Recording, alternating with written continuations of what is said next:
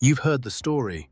One fire, one night, and the greatest library in history burned to the ground, 1,000,000 scrolls gone, and humanity set back 1,000 years. It's a powerful story. It's also wrong. The Library of Alexandria didn't die in a blaze. It died slowly, over 6 centuries. And the way it really died should worry us far more than any fire. Around 300 BC, Ptolemy I, a general who inherited Egypt from Alexander the Great, began building something unprecedented, the Mouseion, a temple to the Muses, with one impossible mission: collect every book in the world. His successors were ruthless about it.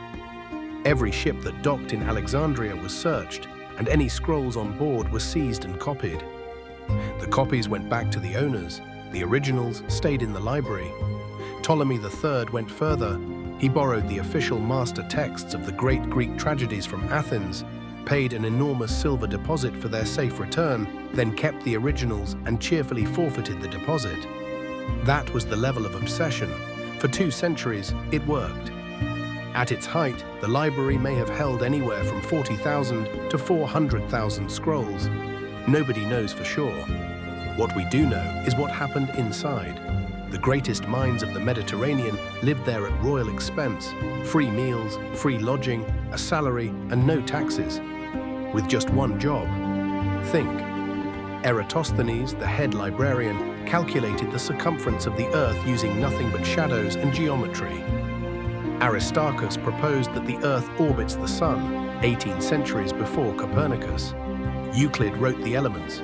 Herophilus dissected the human body and discovered the nervous system.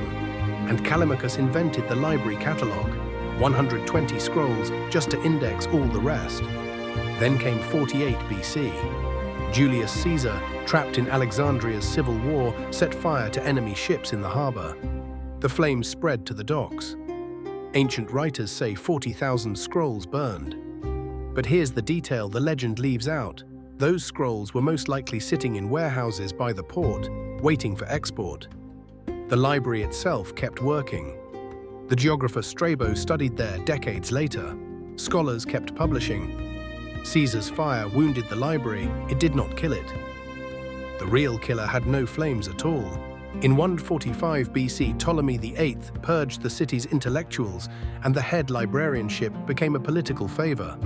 One was even handed to a palace guard. When Rome absorbed Egypt, the royal funding that made the library great slowly dried up.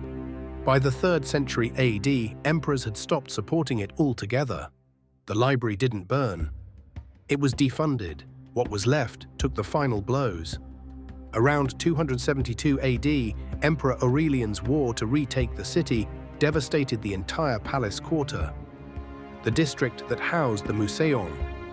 Then, in 391 AD, the Serapeum, the daughter library, was torn down by a Christian mob under Bishop Theophilus. But here's the tell: eyewitness accounts of its destruction describe statues being smashed and mention no books at all. By then, the shelves may already have been empty. And in 415 AD, the mathematician Hypatia, the last famous scholar of Alexandria, was pulled from her carriage and murdered by a mob. The books were gone. Now the thinkers were too. And the most famous villain of all? The story that Caliph Omar ordered the scrolls burned to heat Alexandria's bathhouses in 642 AD. 6 months of fuel from burning books. That story first appears almost 600 years after the event, written by an author with an axe to grind. No contemporary source mentions it.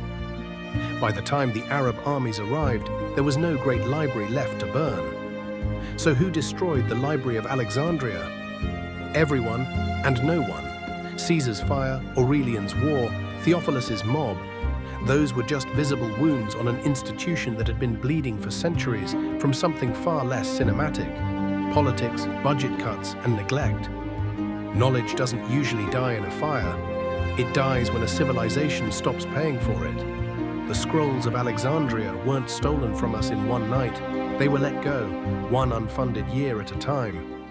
And that is a story that could happen again.